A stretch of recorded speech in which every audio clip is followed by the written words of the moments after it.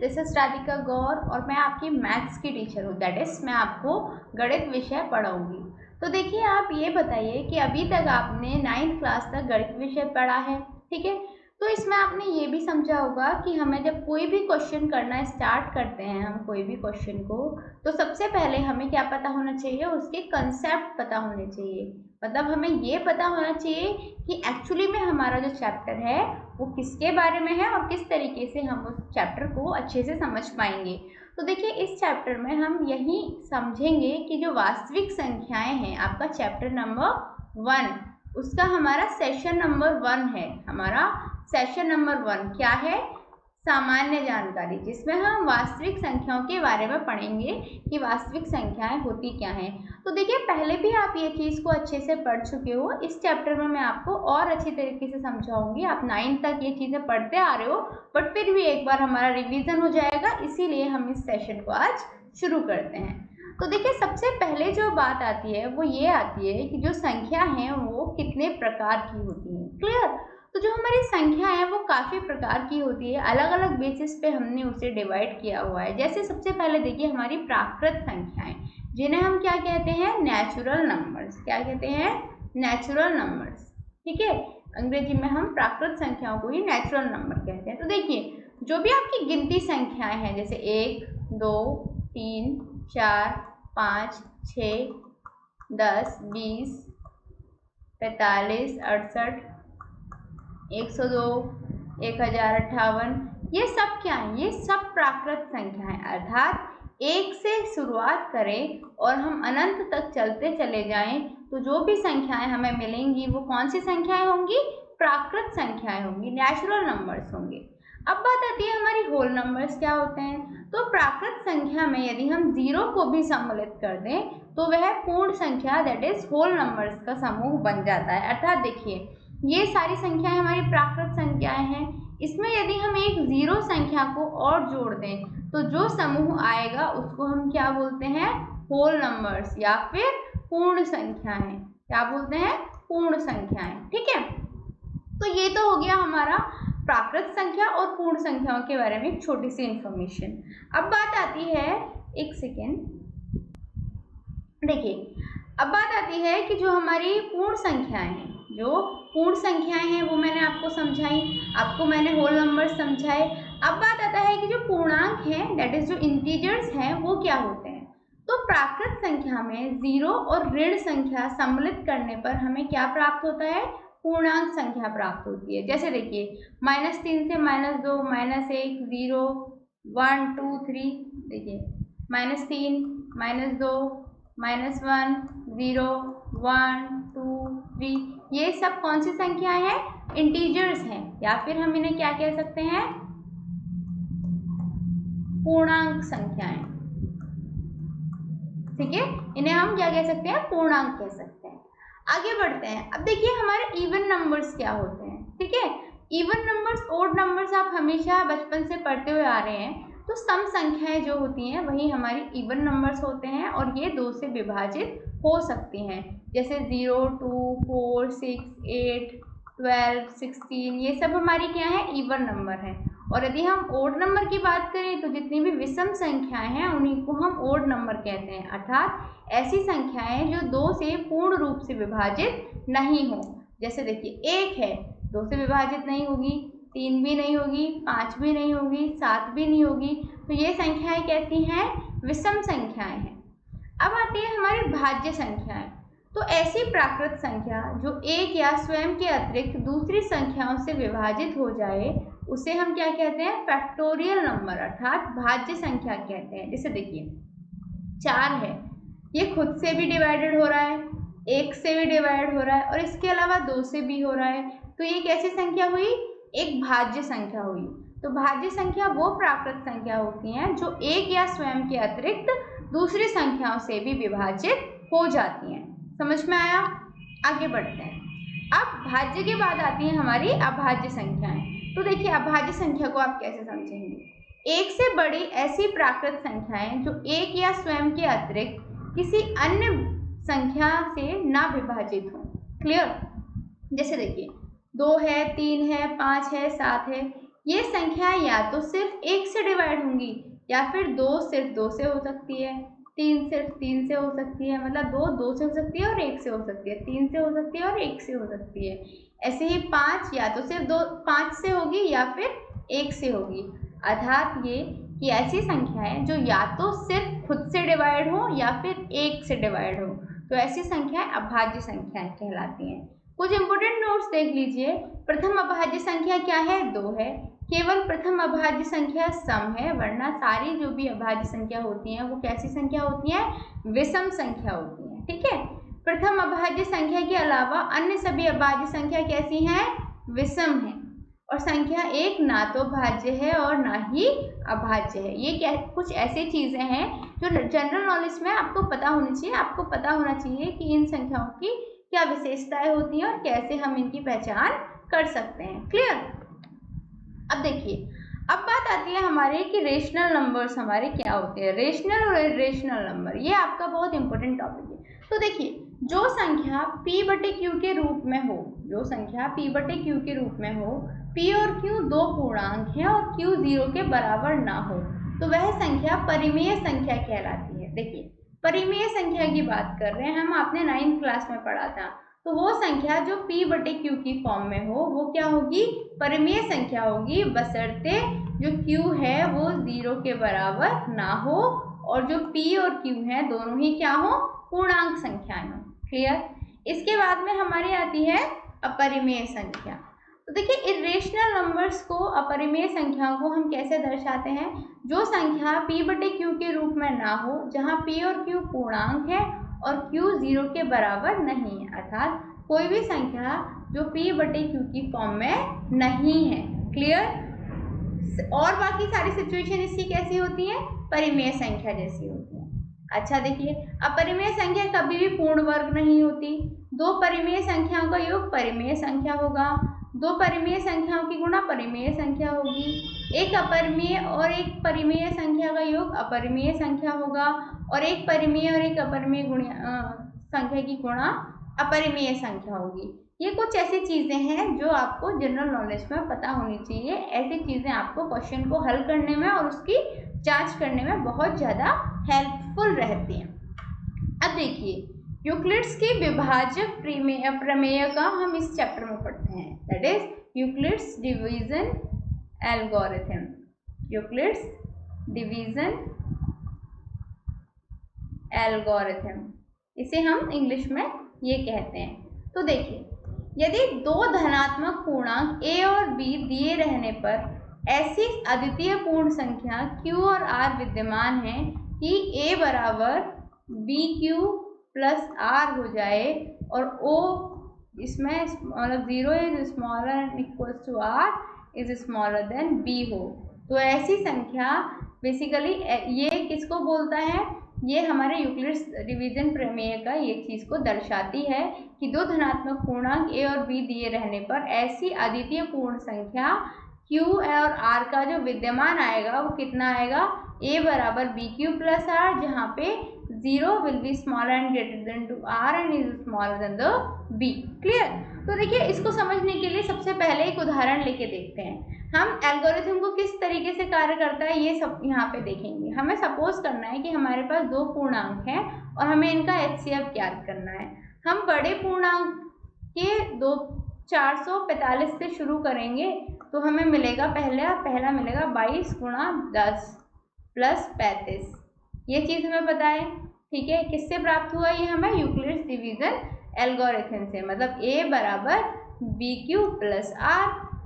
ठीक है, ये हमने यहाँ से निकाला। अच्छा, अब इसके बाद में भाजक कितना बचा हमारा? 22 और शेषफल कितना है? 35। इसको लेकर हम यूक्लिड्स प्रमेय का प्रयोग करेंगे तो देखिए क्या हो जाएगा? 42 बराबर 35 गुणा 1 प्लस 7। अब हमारा भाजक क्या है? 35 है और जो शेषफल है वो 7 है, तो आगे फिर से सॉल्व करेंगे तो ये हो जाएगा 35 बराबर 7 गुणा 5 प्लस का 0। ध्यान दीजिए कि अब जो शेषफल है वो कितना आ गया? 0 के बराबर आ गया, अर्थात हम आगे अब कुछ नहीं कर सकते।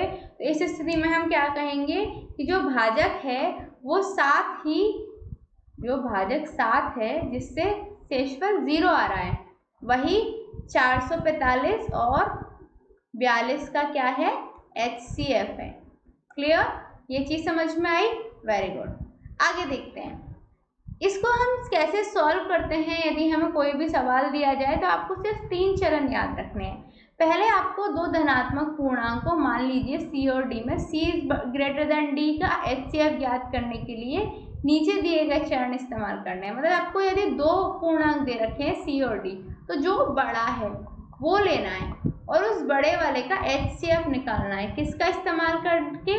यूक्लिड की विभाजन प्रमेय का यूज करके, इस थ्योरम का इस्तेमाल करके हमें ये निकालना है। अच्छा, चरण 1 में आप क्या करेंगे? C और D के लिए यूक्लिड विभाजन प्रमेय का यूज कीजिए। इसके बाद आप हमें क्या मिल जाएंगे? Q और ज्ञात मिल जाएंगे, Q और R ज्ञात हो जाएंगे। ठीक है, अब देखिए यदि R 0 है तो D पूर्णांक को C और D का HDF होगा। क्लियर, सिंपल सी बात है। जो ये होगा ये C और D का क्या होगा? HCF होगा। यदि R 0 के बराबर नहीं है तो D एंड R के लिए यूक्लिड्स डिवीजन एल्गोरिथम हम फिर से प्रयास करेंगे। मतलब इस D और इस R के लिए हम दोबारा से यूक्लिड की डिवीजन एल्गोरिथम लगाएंगे। इस प्रक्रिया को हम कब तक जारी करेंगे? जब तक कि जो शेषफल है वो किसके बराबर ना आ जाए? 0 के बराबर ना आ जाए। जब 0 के बराबर आ जाएगा तो जो प्राप्त भाजक होगा वही हमारा क्या होगा? प्राप्त भाजक जो होगा वही हमारा क्या होगा? HCF होगा। क्लियर, इस तरीके से हम HCF फाइंड आउट करते हैं। अब जैसे ये देखिए, उदाहरण के लिए आप क्वेश्चन देखिए, आपको उदाहरण ये दिया हुआ है कि आपके पास एक संख्या ये, एक संख्या ये है। HCF निकालना है यूक्लिड्स विभाजन एल्गोरिथम का इस्तेमाल करके। तो देखिए बड़ा कौन सा है? ये है, तो हम इसका HCF निकालेंगे। कैसे निकालेंगे? 4052 इंटू 3 प्लस 432, इतना शेषफल बचा हमारा। ठीक है, ये हमारा Q हो गया, ये हमारा बेसिकली यदि हम C और D के बीच में निकाल रहे हैं तो ये हमारा D हो गया। ठीक है, या C मान लें। ठीक है, अब देखिए क्योंकि शेषफल 420 0 के बराबर नहीं है तो इसलिए हम क्या करेंगे? अब दोबारा से 4052 और 420 के लिए यूक्लिड डिवीजन लगाएंगे। तो फिर अब हम करेंगे तो ये हमें मिलेगा 420 गुणा 9 प्लस 272। अभी भी क्या है? शेषफल 0 के बराबर नहीं है तो 272 और 420 के लिए हम फिर से यूक्लिड डिवीजन प्रमेय का लगाएंगे। तो क्या होगा? 472 गुणा 1 प्लस 148। अभी भी 0 के बराबर नहीं है तो हम एक स्टेप और आगे चलेंगे। ठीक है, हमें एक नया विभाजक मिल गया। कौन सा विभाजक मिल गया हमें? 148 और 272 का इस्तेमाल करेंगे, शेषफल 148 का इस्तेमाल करके फिर हमें ये मिलेगा। अब फिर भी 0 के बराबर नहीं आ रहा तो हम किसका इस्तेमाल करेंगे? 148 भाजक लेंगे और 124 क्या लेंगे? शेषफल लेंगे। इसका इस्तेमाल करके हमें ये मिलेगा। नेक्स्ट भी हमने देखा कि 0 नहीं है, फिर से हमने क्या किया? 124 बराबर 24 गुणा 5 प्लस 4। अब देखा हमने कि अभी भी 0 नहीं आ रहा तो 24 बराबर 6 गुणा 4 प्लस 0। इस तरीके से हम तब तक करते रहते हैं जब तक जो हमारा विभाजक है वो 0 नहीं आ जाता। ठीक है, तो देखिए शेषफल हमें क्या प्राप्त हुआ? 0 प्राप्त हो गया। इसीलिए हम कह सकते हैं कि जो HCF है वो क्या आ रहा है? 4 आ रहा है। ठीक है, यहाँ से। तो इस तरीके से हम सवालों को हल करते जाते हैं। अगला क्वेश्चन देखिए, दर्शाइए कि प्रत्येक धनात्मक सम पूर्णांक 2q के रूप का होता है तथा प्रत्येक धनात्मक विषम पूर्णांक 2q प्लस 1 के रूप का होता है जहाँ q कोई पूर्णांक है। तो देखिए आपको मानना यह है कि a कोई धनात्मक पूर्णांक है और b बराबर 2 है। ठीक है, तब आप यूक्लिड्स विभाजन एल्गोरिथम से किसी पूर्णांक q इज ग्रेटर देन 0 के लिए a बराबर 2q प्लस r रखेंगे। ठीक है, इसके लिए ये है जहाँ पे r बराबर 0 है और r बराबर 1 है, इनमें से कोई एक है। क्यों? क्योंकि जो 0 है that should be smaller than r and smaller than 2। इसलिए यहाँ से हमें पता चलेगा कि a बराबर 2q है और a बराबर 2q प्लस 1 है। तो यदि a बराबर 2q है तो ये सम पूर्णांक है। साथ ही धनात्मक पूर्णांक या तो सम हो सकता है या विषम हो सकता है, इसलिए कोई भी धनात्मक विषम पूर्णांक क्या होगा, 2q + 1 के रूप में होगा। ठीक है, इतनी सी बात थी, बस समझने की बात थी, कुछ हल तो करना नहीं था। अगला क्वेश्चन देखिए, क्वेश्चन हमारा ये कहता है बेटा कि दर्शाइए कि एक धनात्मक विषम पूर्णांक 4q + 1 या 4q + 3 के रूप में होता है जहां q एक पूर्णांक है। इसी तरीके का क्वेश्चन है जैसे मैंने अभी तुम्हें लास्ट में बताया है, इसको सॉल्व कीजिए और यदि नहीं आता है आपको समझ में तो आस्क एनी डाउट कॉर्नर है आपकी वीडियो के नीचे, जाइए और सवाल कीजिए, मैं आपको समझा दूंगी। वैसे आपको देखिए समझ में नहीं आए तो आप यहाँ से इसको पढ़ सकते हैं और आपको सेम क्वेश्चन समझ में आ जाएगा। हम आगे का क्वेश्चन देखते हैं जो सॉल्व करने वाला हो। देखिए क्वेश्चन ये कहता है कि एक मिठाई विक्रेता के पास इतने काजू की बर्फियां और इतने बादाम की बर्फियां हैं। वह इनकी ऐसी डेयरियां बनाना चाहता है कि प्रत्येक डेयरी में बर्फियों की जो संख्या है वो कैसी रहे, समान रहे, तथा ये डेयरियां बर्फी की परात में न्यूनतम स्थान घेरें। इस काम के लिए प्रत्येक डेयरी में कितनी बर्फियां रखी जा सकती हैं। देखो सिंपल सी बात है, क्वेश्चन को देख के समझ में आ रहा है कि हमें HCF निकालना है।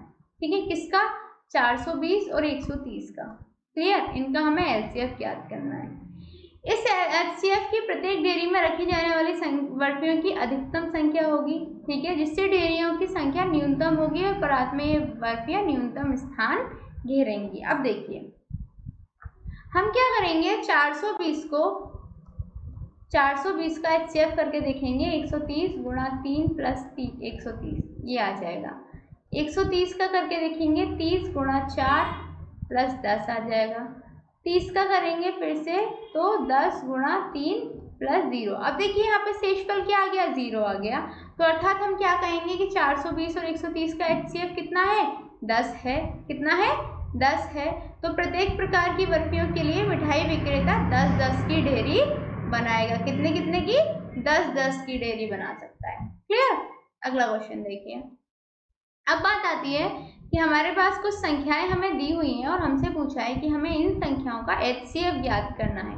किसका इस्तेमाल करते हुए, यूक्लिड्स विभाजन एल्गोरिथम का इस्तेमाल करते हुए। तो देखिए पहला क्वेश्चन आप सॉल्व करेंगे क्योंकि मैं करा चुकी हूँ, सेकेंड क्वेश्चन मैं करा रही हूँ। देखिए 196 और 38220, 196 और 38,220, इनके बीच में आपको क्या निकालना है, HCF निकालना है। तो अब हमें देख के ही पता चल रहा है कि 38,220 जो है वो 196 से काफ़ी बड़ा है। तो हम क्या करेंगे, इसको रखेंगे। देखिए यदि ये है C और ये है D, ठीक है, यदि हमें इनका इस्तेमाल करना है तो इसको हम क्या रखेंगे, पहले इसका HCF निकालेंगे। जब इसका HCF निकालेंगे तो हमें प्राप्त होगा 196 × 195 + 0। क्योंकि शेष यहीं पे शून्य आ गया तो हम इस प्रक्रिया को यहीं पे रोक देंगे। तो हमें यहाँ से मिल जाएगा कि जब भाजक 196 है, इसीलिए हमें शून्य कब मिला, जब भाजक हमारा 196 है, इसलिए इन दोनों का LCM कितना हो जाएगा, सॉरी HCF कितना हो जाएगा, 196, 196 हो जाएगा। ठीक है, इस तरीके से हमने सवाल को हल कर दिया। दूसरा क्वेश्चन देखिए, ये भी कितना आसान सा क्वेश्चन है। 867 और 255, इनके बीच में हमें निकालना है HCF। तो बड़ा कौन सा है, 867 बड़ा है, तो हमें LCM किसका निकालना है, 867 का निकालना है। तो देखिए 867 बराबर हो जाएगा 255 × 3 + का 102। ठीक है, अब हमने देखा कि 102 तो 0 के बराबर नहीं है, शेषफल 0 के बराबर नहीं आ रहा, तो हम फिर से क्या करेंगे कि 102, ठीक है, मतलब 255 भाजक लेंगे और फिर हम इसको सॉल्व करेंगे तो हमें कुछ ऐसा मिलेगा। ठीक है, यहाँ हमने देखा जो हमारा 51 है वो भी 0 के बराबर नहीं है, तो अब हमारे पास 51 एक शेषफल बच गया। अब हम क्या करेंगे, 102 और 51 मतलब 51 के बीच में फिर से HCF निकालेंगे और जब निकालेंगे तो हमें प्राप्त होगा कि 51 × 2 + 0, मतलब शेषफल हमें कितना मिल गया, यहाँ पे 0 शेषफल मिला। और 0 शेषफल मिलने का मतलब क्या हुआ कि जो HCF है कितना आया हमारा, 51 आ गया। ठीक है, क्योंकि जिस भाजक, जब हम भाग दे रहे हैं तो तो जिस भाजक से भाग देने पे या फिर एलसीएम एचसीएफ ज्ञात करने पे हमारा शेषफल 0 आ जाए, कितना आ जाए? 0 आ जाए, वही क्या होता है? वही हमारा दो संख्याओं का एचसीएफ होगा। क्लियर? तो यहाँ पे 51 से जब हम कर रहे थे तब हमारा शेषफल 0 आया, तो इसका मतलब कि 867 और 255 का जो एचसीएफ है वो कितना हो गया? 51 होगा। उम्मीद करती हूँ आपको ये सवाल अच्छे से समझ में आया होगा। अगला सवाल देखिए, किसी परेड में 616 सदस्यों वाली एक सेना की टुकड़ी को 32 सदस्य वाले एक आर्मी बैंड के पीछे मार्च करना है। दोनों समूहों को समान संख्या वाले स्तंभों में मार्च करना है। उन स्तंभों की अधिकतम संख्या क्या है जिसमें वे मार्च कर रहे हैं? सिंपल सी बात है, हमें 616 और 32 का यहाँ पे एचसीएफ निकाल देना है। जब आप एलसीएम निकालेंगे तो आप पाएंगे कि 616 बराबर 32 गुणा 19 प्लस 8 0 के बराबर नहीं है, तो फिर से हम करेंगे 32 को लेके, तो 32 बराबर 8 गुणा 4 प्लस का 0। तो यहाँ पे देखा हमने कि जो एचसीएफ कितना आया?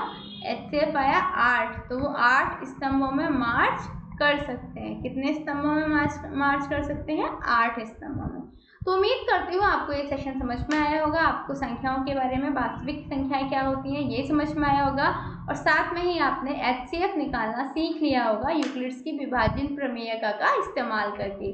चलिए मिलते हैं अगले सेशन में, तब तक के लिए शुक्रिया एंड गुड बाय।